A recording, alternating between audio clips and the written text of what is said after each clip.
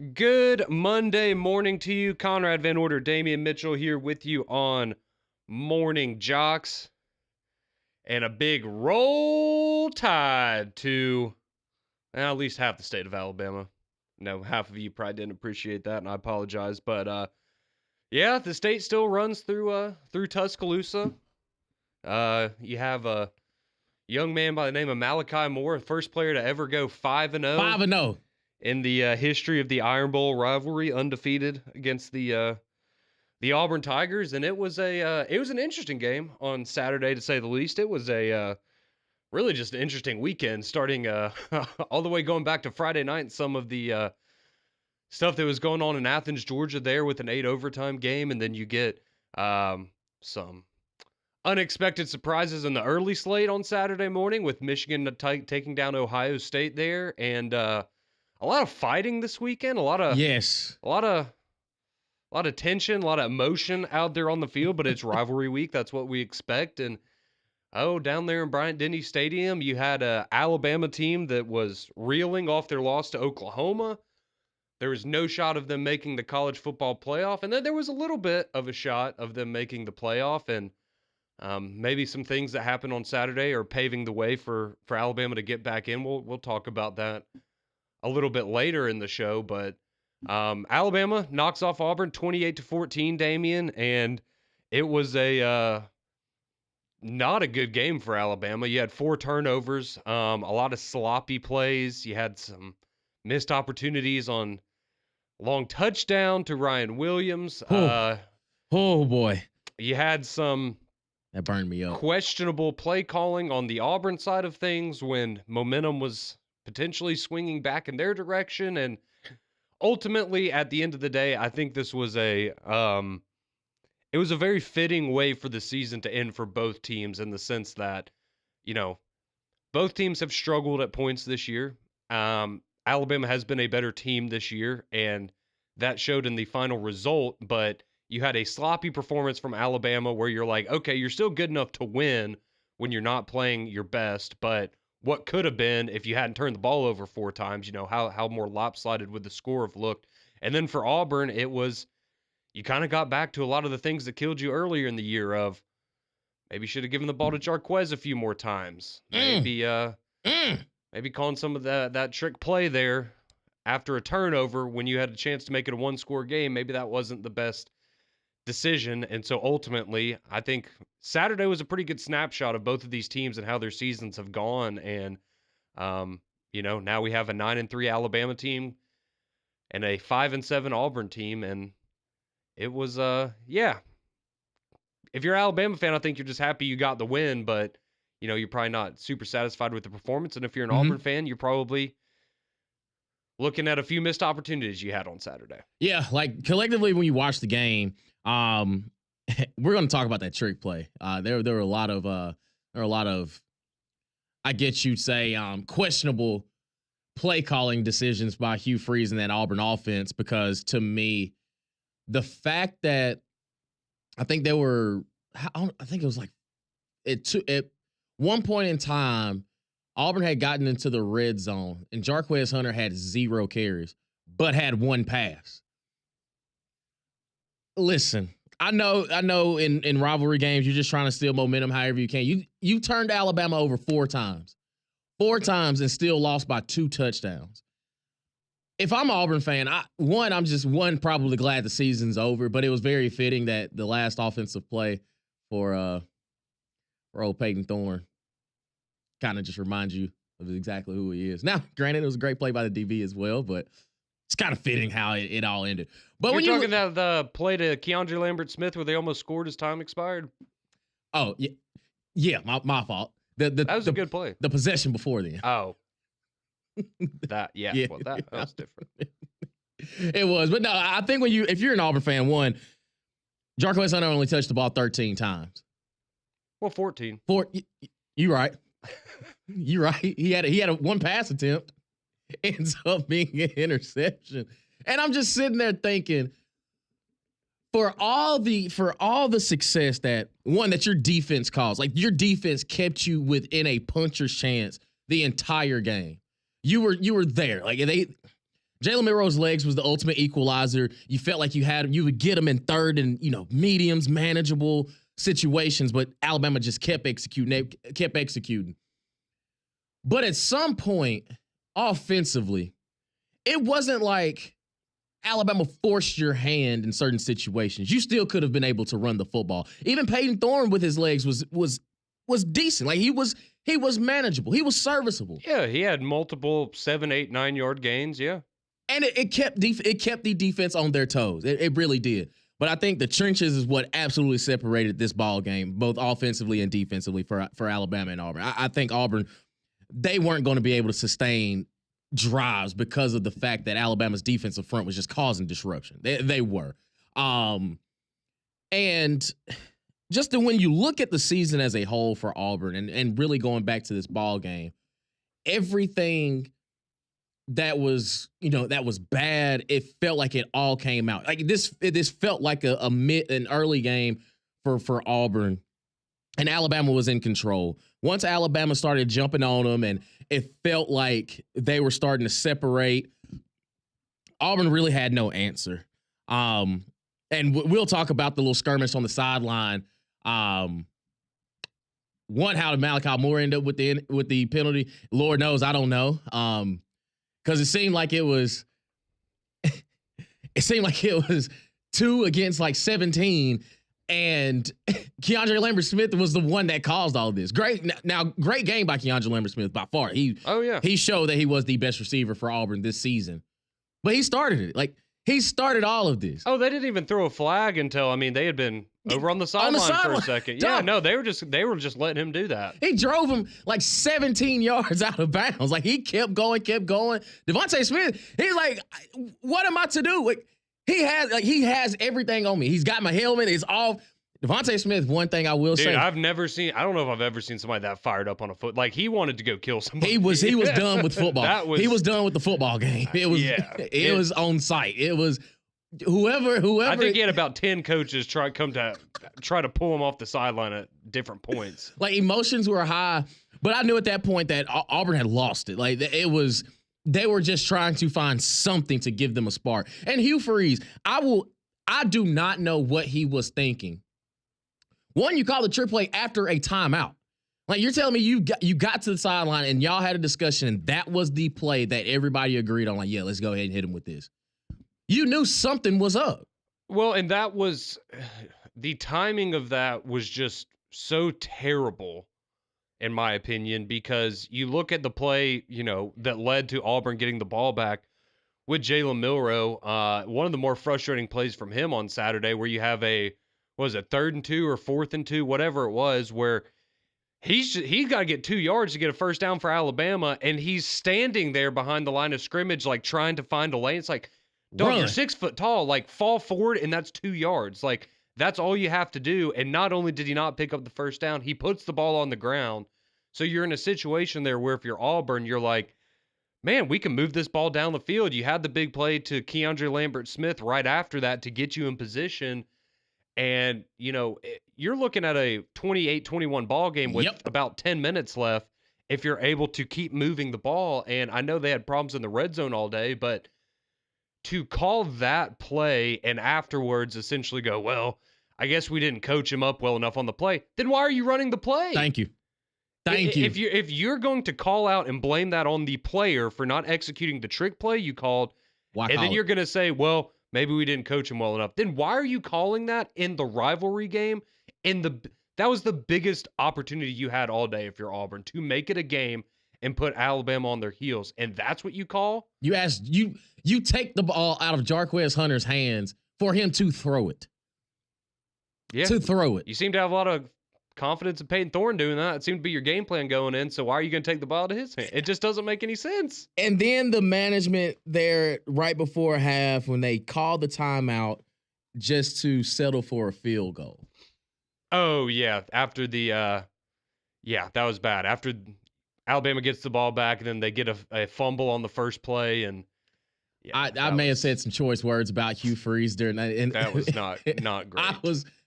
I was like, Coach, there is no way that you truly believe that you can win this ball game if you're doing that. Mm-hmm. Like I lost everything. I was sitting there, You have nothing to lose if you're Auburn in nothing, this game. nothing Nothing. to lose No one's going to blame you if you go for 4th down every time you cross the 50. at all. Nobody's going to blame you. And I'm sitting there, I was like, wait a minute.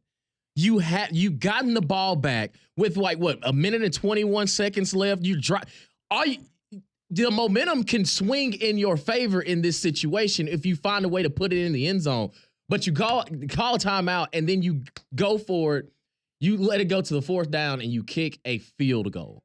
And at that point, I was like, Auburn doesn't really want to win this ball game because kicking field goals was not going to be the recipe for success against Alabama. And I think that this Iron Bowl one, great call by GMAC, great call by Greg in the booth. Him and Sean McDonough are very, very professional. They are very professional at what they do. They had a great call.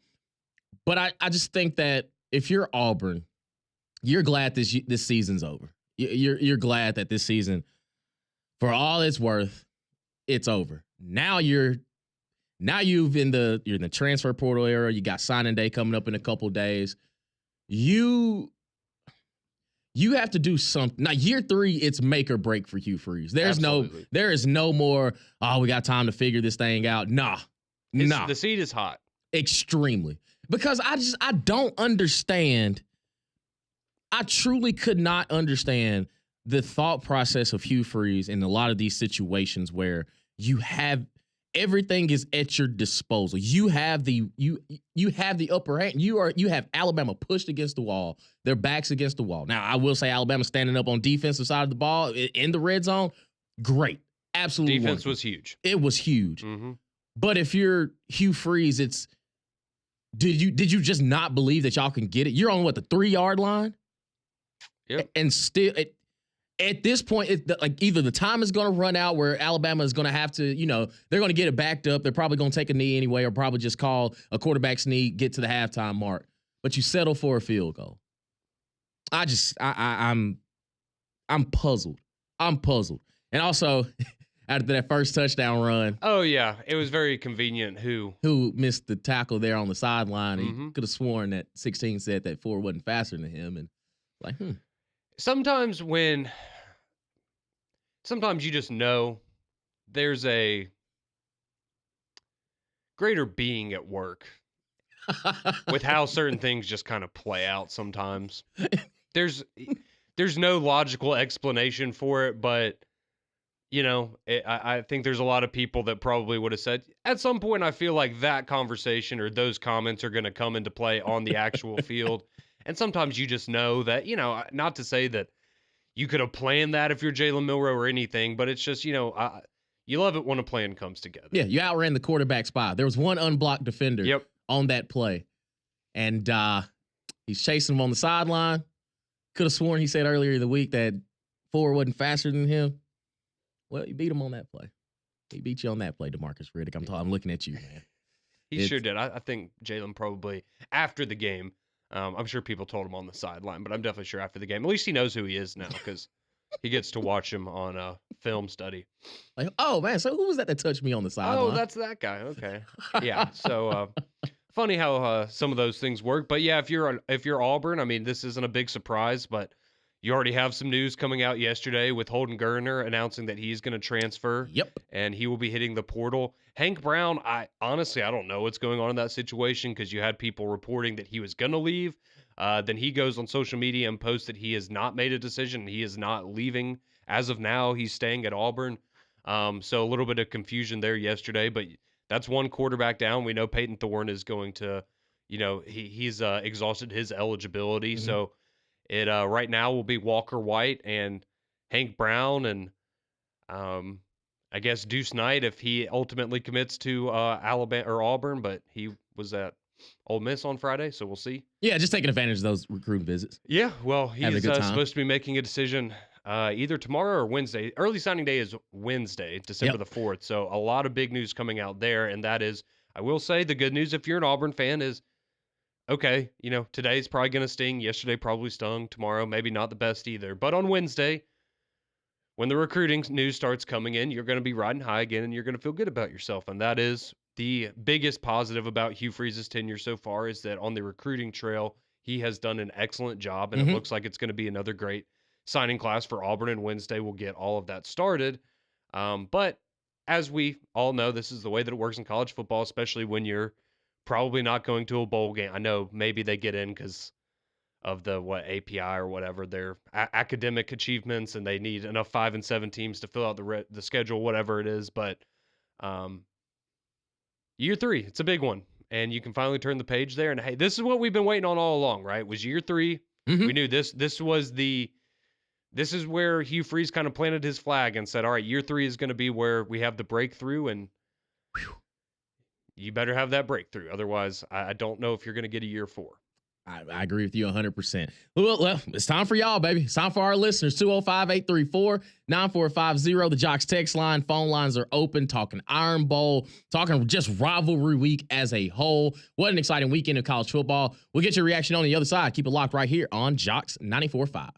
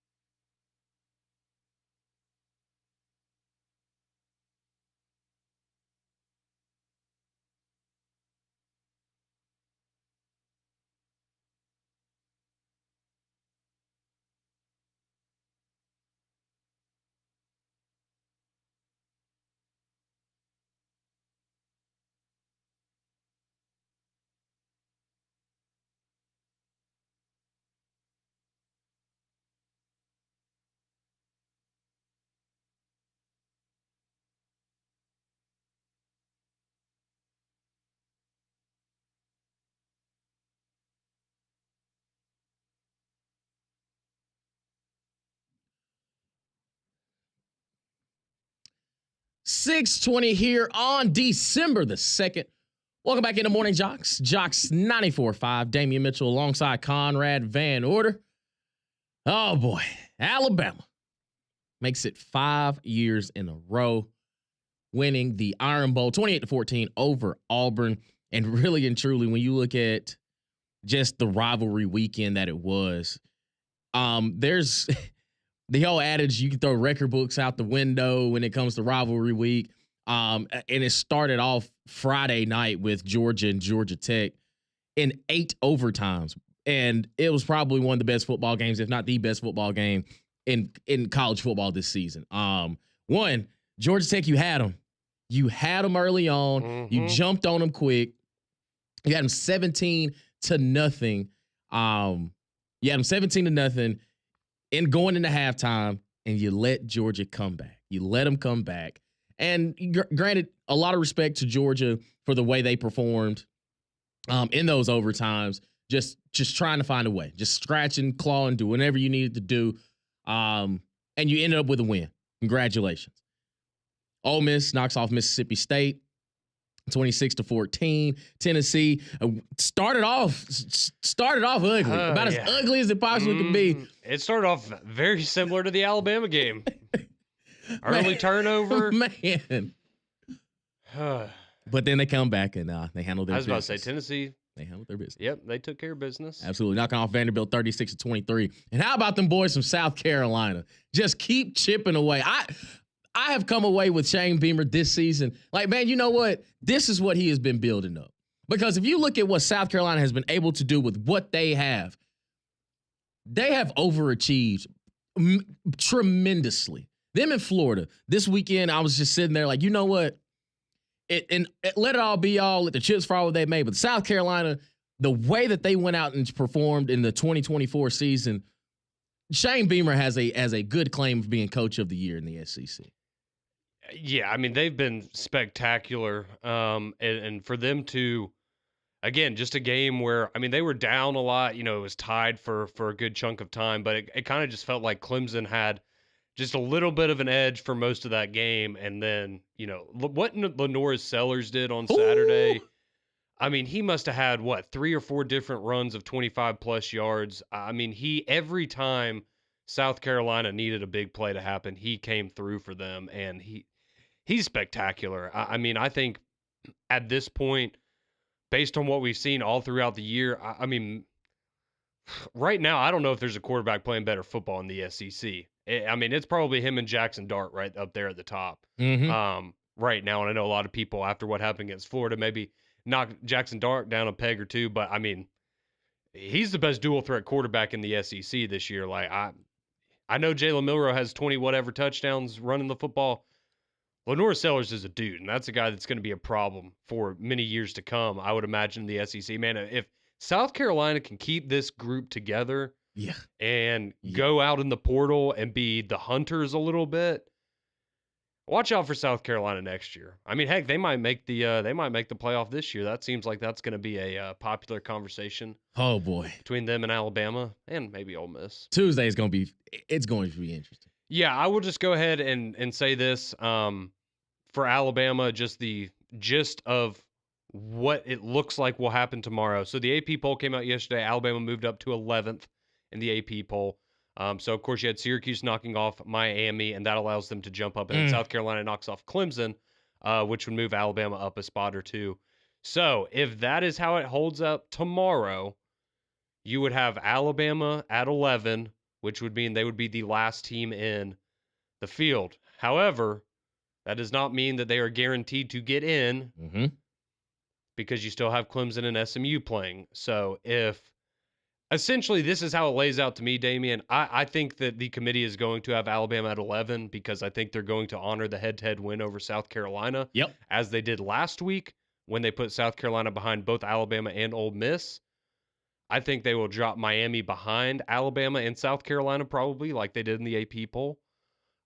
So essentially what would happen is Alabama will be 11, and then if SMU beats Clemson in the ACC championship, Alabama would be in the playoff. If Clemson beats SMU in the ACC championship, Alabama will probably not be in the playoff.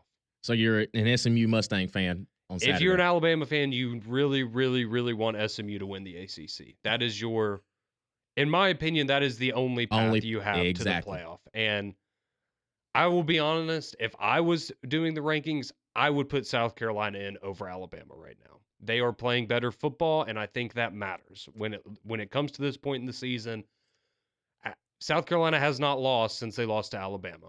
Yep. And as bad as,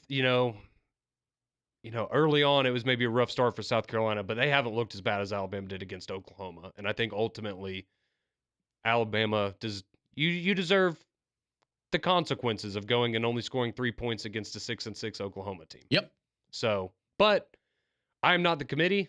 Thankfully for Alabama fans, I'm not the committee, but I think that is what you're looking at for Alabama in the playoff. If they are number 11 tomorrow, it comes down to if SMU can beat Clemson in the ACC title game, and that would put Alabama in. That will indeed. South Carolina knocks off Clemson 17-14. Missouri knocks off Arkansas 28-21. Sneaky good game too. Very physical, but Missouri in the fourth quarter, they remembered who they were. Louisville knocks off Kentucky 41-14 in blowout fashion. Same with Florida and Florida State, where Florida knocks off Florida State, and Mike Norvell, is mad at the world because Florida plants their flag on the field, and that was kind of a recurring theme for a lot of teams in rivalry. No pepper spray there though. Nope. Nobody got maced, so we avoided that conflict.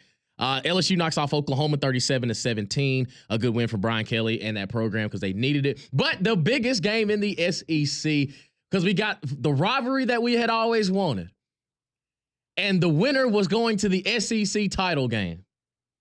And sure enough, Texas A&M pulls a Texas A&M, doesn't show up. And we'll say this, they played hard, but just not enough for Big Daddy. I mean, defensively, they did some good stuff. I mean, because, Texas came out and they looked pretty solid. And, at one point, I was sitting there going, oh, okay, so they're about to boat race Texas A&M. And to A&M's credit, I mean, they were able to keep it interesting. And kept clawing. You had the big pick six late in the game that kind of gave you a little bit of life. But, yeah, man, they just, like you said, they didn't show up. If that's what they were doing looking ahead past the Auburn game and you slipped up in that one for this, that's not great. And, again, I think considering Mike Elko coming in his first year, what happened at the quarterback position, and just some of the things that, I guess we didn't expect would happen with Texas A&M, I would still say they were a little better than I expected them to be. But 8-4 is just, again, you're sitting here looking around going, great. So we had a chance to make the playoffs. We had a chance to go to Atlanta for the first time. And instead, we finish on a 2-game losing streak to go 8-4, which is essentially exactly where we've existed for the last 12 years in the SEC. 8-4 is about what happens every year. Yep. And you still, I wouldn't even call him Big Brother. Texas is your father. It's no ands, ifs, or buts about it. You come into the SEC, first year in the SEC where y'all have, A&M has stood on business, allegedly, stood on business since they've been in the SEC. Like, oh, we're here. We got here first. Got the game at home. At the crib. You had it. It's right there. All you got to do is win. You had all your yell leaders there. Every single one of them. I can't even imagine what the midnight yell sounded like in College Station before Texas. Did you not hear the clip of them making fun of the Texas schedule? I did. I did. I was like, okay, I can. That one was good. It was better than some of the others. And then the result was about what I expected. Yeah, so. Enjoy it. John Mack, that was intended straight for you, my brother. Yeah, I was, McLaren was enjoying things on Saturday. I'll just put it that way, based on the conversations I was having with him. But yeah, so this weekend you're now going to have Georgia and Texas in the SEC Championship. Whew. Texas is a 1.5-point favorite. In Atlanta. How? Against a team that beat them by 15 in Austin. That one does not make much sense to me, but that is what Vegas is telling us. So it smells like easy money to me, but I've been wrong plenty of times before. But that should be a good game on Saturday. Oh, absolutely. And both teams, if you watch the Georgia Tech game, Joe Test told you about 150 times that Georgia's in the college football playoff. So I think they're good. I think both of these teams are good regardless of what happens in Atlanta. It's just who's going to get the first round bye and who's probably going to be hosting a first-round playoff game. So. Absolutely. 205-834-9450. Let's squeeze in one of these calls before we get the break. Let's go to Ronnie in Birmingham. Wants to talk some Iron Bowl with us. What's going on this morning, Ronnie? Hey, Damien, man, I sent you that text message Friday about you made your pick already, and you text me back and said, I haven't even made my pick yet, man. And I knew you though. So listen, man, I listen to y'all guys' show every morning, man. You and Van Nord. I listen to y'all every morning, and as crazy as this sounds, we've been saying feed number 27 since the All beginning season of long. DC. Every time y'all come in and y'all start the show, that's where if we see it, this is what questions me sometimes about Hugh Freeze with the Uh-huh. talent he's got coming in.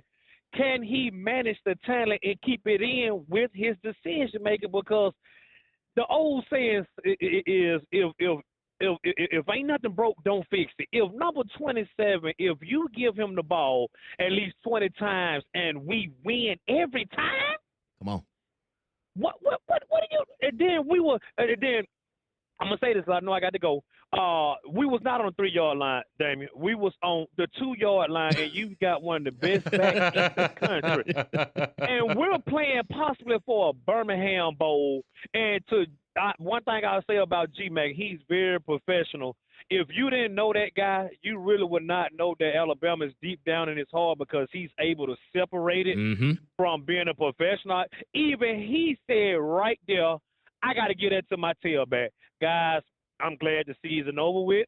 I'm looking forward to next year. But like Van Norder said, that seat is boiling hot for you, Hugh Freeze, because I haven't seen a difference between you and Hartson, but your recruit. And that better save you, man. War Eagle, looking forward to next season, guys. Hey man, Ronnie, we appreciate you, buddy, and I feel you, dog. We have been saying it all season long. 27 is the best player on your offense. You can find a way. Even you could line up in the I formation. You can have all 11 on the defense know who's getting the ball. I'm still going to find a way to give it to 27. You have to. You have to. But all season long, we're just sitting there you see what happens? You give it to them at least 20 times? Good things usually happen. They usually do. Some things you just can't defend, man. And I'm just saying, I think we all know what the definition of insanity is, and it's I would be going insane if I was an Auburn fan. Inexcusable. It is indeed. 205-834-9450. We'll continue with your text message, your calls on the other side. Keep it locked right here on Morning JOX and JOX 94.5.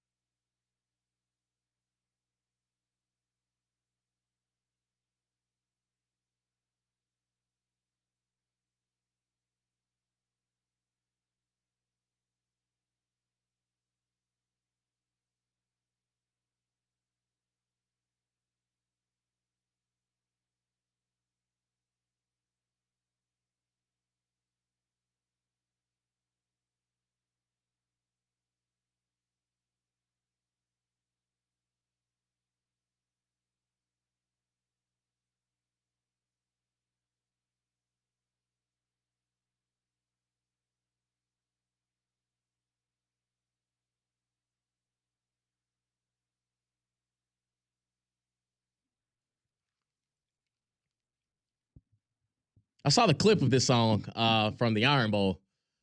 I feel like there's some extra lyrics in between like some of these verses. And some of it like has to deal with Auburn. And Auburn just so happened to be there at this time. And it kind of felt like, whew, this one feels personal. Yeah, I thought it was funny. There was a article that got published and was kind of going around from the Crimson White on Friday, talking about how this song shouldn't be. It's it reflects poorly on the character of the university and the students and how they shouldn't play it anymore, which we went through when I was a student, and they didn't play it for a number of years because of certain words that people like to add in there, and like beat Auburn. Yeah, something along those lines. I'm not gonna say that. I think that's childish in my opinion. Like, come on, if you can't, come on, exactly. In my opinion, if you get upset when you hear a word like that, I understand you don't have to like that word or say it yourself. Ain't gotta say it. That's fine. That's but if that's gonna bother you during a football game, I don't really know what to tell you. I would suggest if you don't like hearing cuss words, probably don't ever go anywhere ever. Especially a live sporting event. Especially not a rivalry football game. But that's just my opinion. Understandable. I'm with you, brother. Just saying. I'm with you. 205-834-9450. Welcome back into Morning JOX. Damian Mitchell alongside Conrad Van Order. Let's continue on the phone lines and let's have some fun. Let's talk some ball. Let's go to Rich, who wants to talk the Iron Bowl this weekend. What's going on, Rich? I'm not real happy, guys. Oh, man. You must be an Auburn fan. Y'all should know that by now. We do, man. We do. What's wrong with you, man? Talk to us about Saturday, man. What's going on? I tell you what, I'm sick and tired as an Auburn fan of having the same result almost every year. When you know you got as much talent as 90% of your schedule and should have won 90% of your games. Auburn fans everywhere should be just sick and tired of the results over the last 3 years. You know, you got a coach that's, oh, shucks, oh, darn, oh, shucks. And I think they're taking on that mentality, just to be honest with you. And then at the end of the game, you want to say, I want my players to know that there's more to life than the football score. No, there's not. That's all that matters at the end of the football game is the score. I was about to say, when you're a football coach, I would say the score of the football game. That tends to matter a whole lot. Exactly. I mean, if you're going to say that at the end of the football game, you should have got fired right then. Just be honest with you. If you can't win with the type of talent that's better than most of your teams you played, and you have this type of result at the end of the year, what gives me any sense of idea that he can coach better talent than he has this year? I mean, I think he hit the nail on the head early in the season when, I can't remember after what game it was that he said this, but essentially he said that Auburn had been playing not to lose all year instead of playing to win. And I think that's a perfect way to encapsulate the season, but at the end of the day, doesn't that come down to coaching, right? Like, is that not your fault as the coach? All of his coaching. I'll tell you this, that offensive line coach needs to be shipped off to Alabama A&M or somewhere, but he don't need to be at Auburn. Because he can't coach an offensive line to save his life. Man, Rich, hey, we're here for you. We're here for you, brother. We're here for you. It was bad. Like it was definitely a talent advantage on the Alabama defensive line compared to Auburn's offensive line. I didn't think it was going to be that massive, but you could tell. Alabama's getting back there with rushing 3 or 4. Like it wasn't like they were trying to disguise some stuff. They were playing base and Peyton's running for his life on the sideline. I was about to say, and half of, the guys on Alabama's defensive line can't finish the sack, but they got back there and they got pressure. For sure. They didn't get him down a whole lot, but offensive line's been rough for a few years. I'm telling you, I think that's frustrating for a lot of people. Hey, let's continue on the phone lines. Let's go to Ron in Huntsville. Wants to talk some game with us. What's going on, Ron? Well, that number 27, old Malcolm Moore, he like to knock him out. Y'all talking about that running back, think he's the best. Auburn fans think he's the best in the country, but he, Moore like knocked him out right there on the head. But, Don and Michael and Ronnie, they're going to have to live with it another 365 days, man. You're going to have to live with it. That's just part of it, I'm telling you, baby. You win them all. I was about to say, that's part of the Iron Bowl, man. We got to live with each other 365 days a year. Yeah. But, Auburn knew what they was getting into when they hired Hugh Freeze. That I do He's agree got with all you. the talent down there. That's Mhm. just part of it, Hey, and Ron. it's their own fault. Yes, sir. Ron, we appreciate it. And he hit the nail right on the head. I as soon as they hired Hugh Freeze, I in the back of my mind, I was like, this is Gus Malzahn 2.0, except that he will throw it a little bit more. It's the exact same thing because the talent he had at Ole Miss, yes, he never saw Atlanta. He never saw Atlanta. That's why I was so hesitant of just, okay, and you're telling me just because he's back in the SEC, he's in Auburn, that now that's going to take them over to the next step when he hadn't done it anywhere besides Liberty. Yeah, speaking of Gus Malzahn, he stepped down over the weekend to go take the OC job at Florida State. So that was an interesting move. Yeah. That feels like hey, we're going to let you go, coach, but we're going to let you honorably resign since you have another opportunity. And Yeah. so yeah, that was interesting with Gus. But also, if you're an Auburn fan, you haven't had a winning season since he was your head coach. So. Shouldn't have said it out loud, Conrad. I thought that was something that we just all understood. We're never going to admit it, but that is a factual statement. Since you fired Gus Malzahn, you haven't had a winning season. Yep. So. Whew, let's go to Zach in Pell City. Wants to talk some ball with us this morning. What's going on this morning, Zach? Good. How are y'all? Yeah, I was at the Iron Bowl, and I just have a couple thoughts, man. Like, I get the whole feed Jarquez thing, but, like, being there after Malachi Moore hit him, I just, like, I was in the Auburn section. I just kind of, like, saw the spirit just kind of leave all the Auburn fans. 'Cause to me, that was a big hit, and it kind of, like, changed the momentum of the game. And Malachi Moore, he must have a hatred for Auburn because he was doing that all night long. Hey, 5-0, baby. Uh-huh. Hey, never lost He to brought him. the juice. Never lost to him. Yeah, every hit was just crazy. And then also I have a question for Conrad about Latrell Wrightsville tearing his Achilles. How big of a deal do you think that is for Alabama basketball? Yeah, no, appreciate the question. Appreciate you calling in. So, yeah, if you missed it during the Oregon game, which Alabama fell to Oregon in the Players Era Championship game on Saturday night after the Iron Bowl.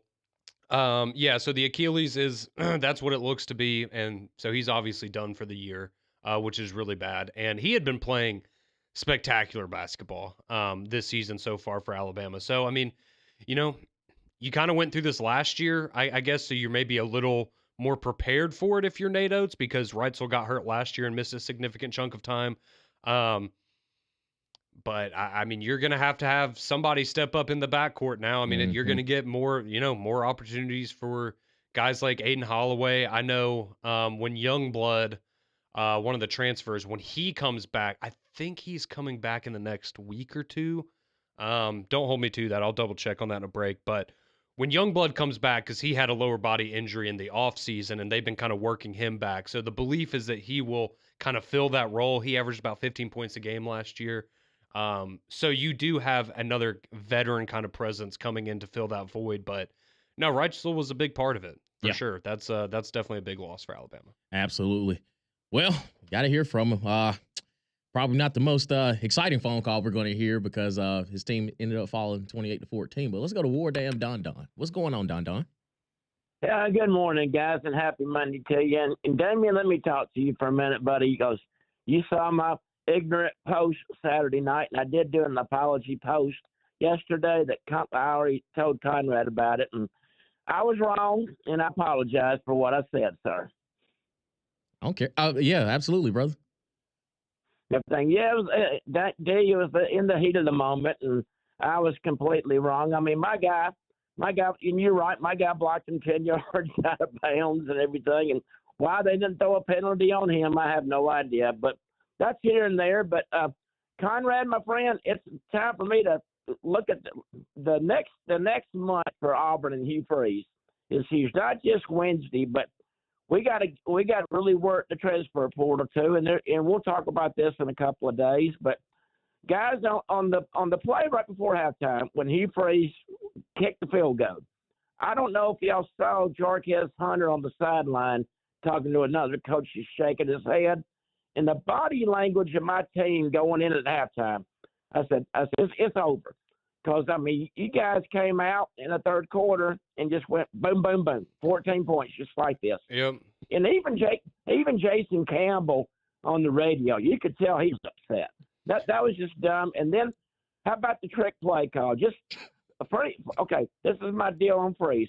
If he goes less than 8-5, including a bowl win, he's done. He's gone. I think that's probably where a lot of people are, Don. I think that's a lot of the frustration is, especially for the players on the team. Like, who the best players are on your team. Yep. You know who your best teammates are. And when you look around and you go, this guy is probably our best player or our best offensive weapon, and we're not giving him the football. And as a team, you look around and you start losing faith in your coaching staff, right? Because you're going, Exactly. we have pieces here to make things happen. The proof is there, right? When you give the ball to 27 a lot, good things happen for Auburn, and they continue to, for whatever reason, go against that because I don't know if it's Hugh Freeze's ego is just so big that he can't live without a passing off. I don't know what it is. He's determined to prove that Peyton Thorne is better than we all think he is. I don't know, but I feel for the Auburn fans. I really do. It would make me want to pull my hair out.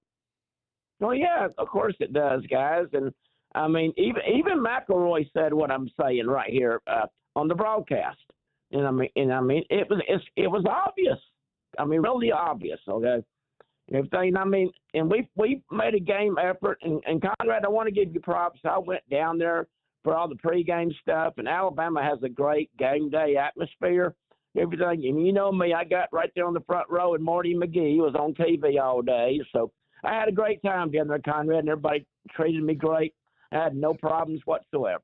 Well, I'm glad you had a good time down there, Don. We appreciate you calling in, and roll Tide. Roll Tide. Keep it like right here on Morning JOX, JOX 94.5.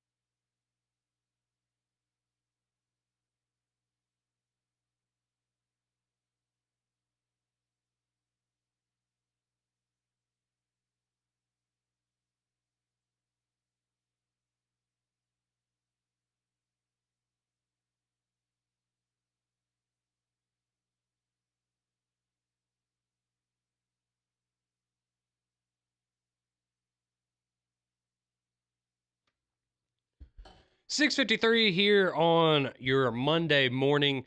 Morning JOX, Conrad and Damian with you. McElroy and Kublik in the morning coming up in just a matter of minutes. Reacting to everything over a wild rivalry weekend in college football. And been hearing a lot of disappointed and frustrated Auburn fans this morning, and understandably so after Alabama knocked off Auburn 28-14 in the Iron Bowl. Which now opens up a big question about the college football playoff. We will get those rankings tomorrow night. Alabama potentially finding themselves back in the mix tomorrow night, thanks to losses by Miami and Clemson. So we'll see how that unfolds tomorrow. But you can go to Twitter right now, go to the number 3-man front. We're going to talk about this a lot between 10 and 2 today. But we have a poll question up. You can go vote on it right now. It simply reads, does Alabama deserve to get into the college football playoff? And as of right now, 68% of you saying no, Alabama does not deserve to get in, which I would agree that Alabama isn't deserving in the traditional sense of the word, but I think there are other teams that are also not deserving that are going to get in. And as I said earlier, I would still put South Carolina in over Alabama right now. They are playing some of the best football of anybody in the country, but committee seems to have some high regard for Alabama. So we will see how it goes tomorrow night. Absolutely. The Jocks text line always open, 205-834-9450. Read through some of these on the way out. Mike Lou from Birmingham says that trick play was the dumbest play call ever all year. All year, Hugh Freeze has been trying to make Peyton something he's not. We got the best running back in the SEC, and we won't use him. Unbelievable. I will say the touchdown to Cam Coleman was nice. Yeah. It was. It was. Just trying to take away a positive. There we go. We appreciate you. Speaking of Gus Malzahn, somebody takes in, I think Gus was trying to backdoor his way into the head coaching job at Florida State because he knows Norvell is going to be on the hot seat. Somebody takes in and says, we want Hugh Freeze for 10 more years. Roll Tide roll. I'm here for it. Somebody said, what was up with all the violence this weekend in college football? Very disappointed. Emotions are high, man. Rivalries, man. You love to hate more than you love to love. That's what makes the rivalry great. I was here for it. And Ryan Day, the best team money could buy, you still lose to Michigan. And you lose the fight afterwards. Hey, UCF needs a new coach. Mac and Cube is next.